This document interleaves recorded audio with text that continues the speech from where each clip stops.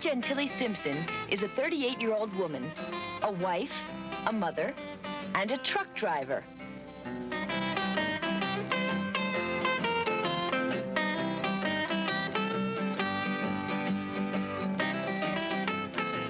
Amusing incident that happened when I was driving up Broad Street recently. It was a great big truck pulled up beside me, and the driver was from out of the city, and he yelled over, "Hey, Mac, can you tell me where Callahill Street is?" And I turned to look at him, and he got really flustered. He says, "Oh, I mean, ma'am," you know. And I told him where the street was that he was looking for, but it was just an amusing situation because he assumed that he was yelling over to a local truck driver. And when he saw that it was a woman, he just was flustered for a minute. We moved from Albany, New York, and I had been teaching and directing daycare centers, and I was really ready to look into some other kind of work. First of all, I know the teaching situation is tight. And I saw an ad that said, "Women interested in non-traditional jobs, call." And when I explained what I was interested in and my physical capabilities, she said, "Oh, you're just the kind of women we're looking for." And the fact that I drive stick shift and have for years and years gave me a good foothold for the UPS job, United Parcel Service. But I've always been an athletic, outdoorsy kind of person, and everything about working in a labor job where you sweat and work, and it just rung right. My husband has a white-collar job that pays very, very minimally, and beside the financial need for two incomes, I have an emotional need. I found that during the time when I wasn't working, when the children were real young, I was almost a basket case, not knowing that I had a certain amount of money that I could spend on whatever needs arose. When I interviewed, they would ask about my background, and even though I didn't fudge about any of the teaching experience in the background that I had, I always pointed out the things that I had done that required heavy work, like moving in a U-Haul recently and packing furniture. You know, I used the things that I had done that had required physical strength and sort of played down the desk and the indoor kinds of jobs that I had also had. Because being almost 40, at first I thought, you know, people hiring for outdoor hard labor jobs would just assume that, you know, I was too old, a woman and almost 40. You know, I figured were two factors that were against me. But my whole psychic energy right now is geared toward, you know, using the strength that I have. I was a little uneasy the first couple of days on this job, whether I could do it or not. I said something to my sister at one point, and she said, "Just do the job. You don't have to prove to anybody that women can do this job. You just are doing the job for yourself." And that's exactly why I'm working, because it's a job that I enjoy, that I can do, and I'm not trying to prove anything. I'm just earning a living.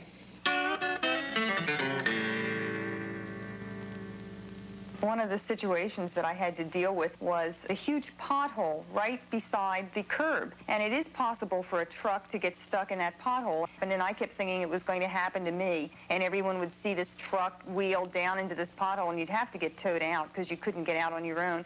And I kept thinking, if I do that, everyone's going to say, "Oh, yeah, that's a woman driver, and she got stuck in that pothole." And then I found out from some of the other drivers that it has happened. Thank goodness it's never happened to me, but it has happened to several of the drivers. And then that kind of freed me up of not being so nervous that if I did it, it would be a unique situation. I mean, it happens to men, too, so I just continue driving and look out for the potholes and try not to get stuck. But I don't worry so much about putting women in an unfavorable light.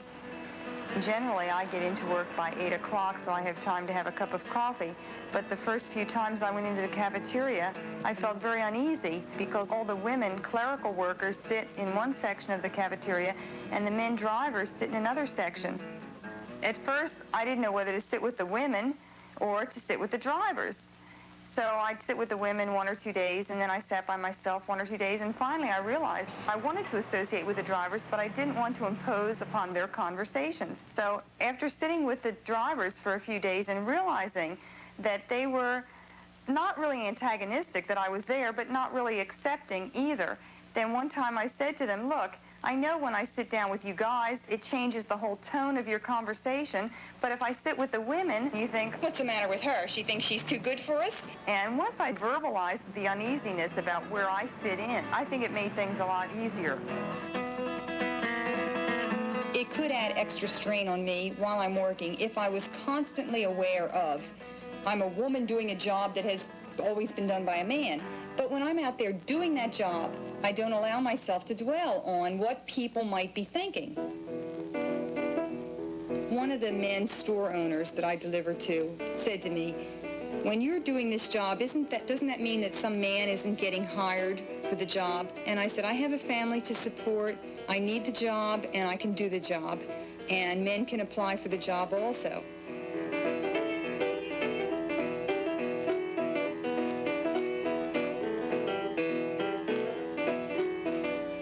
One of the storekeepers on Walnut Street asked me one day last week if I was married. And I said, yeah, I've been married 16 years. And he said, oh, well, I'm looking for a wife that'll support me, and you sure are hardworking.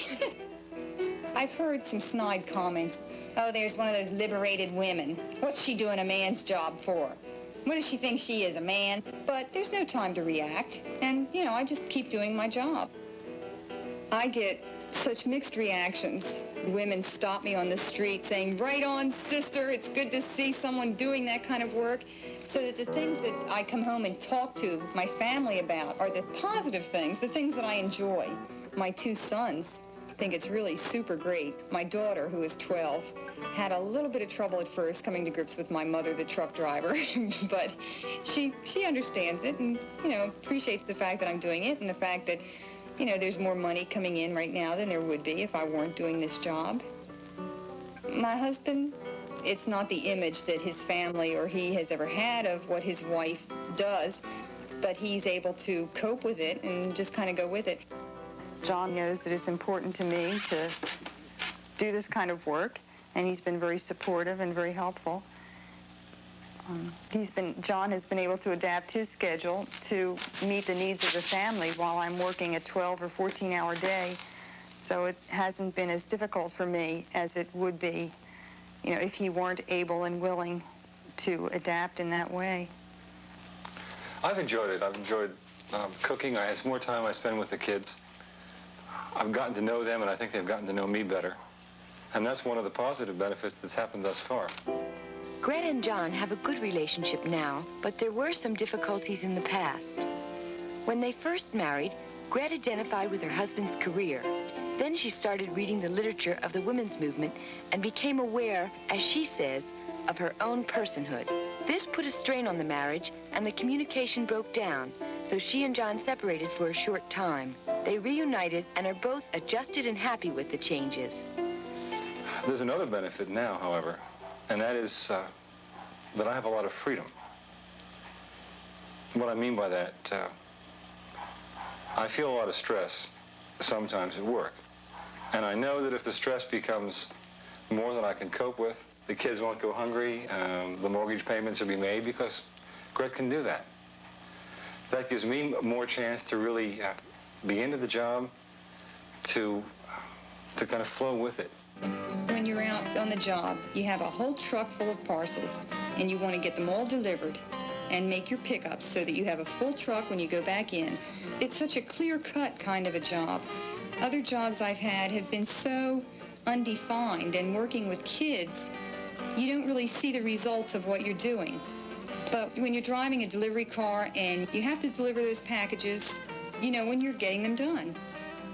Like when I was teaching, I would get home and I would be carrying, either physically carrying my paperwork home or carrying my mental overload from the day's job. Whereas with this job, I get home and I'm tired, but I have no baggage, no emotional baggage. I just bring myself home. Gret's raised consciousness leads her to want more for her husband, so he won't be bound by a stereotyped sex role. For a number of years, I was home with raising small children, and I had a lot of freedom at that time to pursue some of my own interests in music and to do a lot of reading. And it has occurred to me recently that my husband should be entitled to that same kind of freedom now that the children are in school all day and I am working and making a good salary, that it would be very helpful for him to have time off to just pursue some of his own interests and just do some of the things that he would like to do rather than the things he feels he ought to do.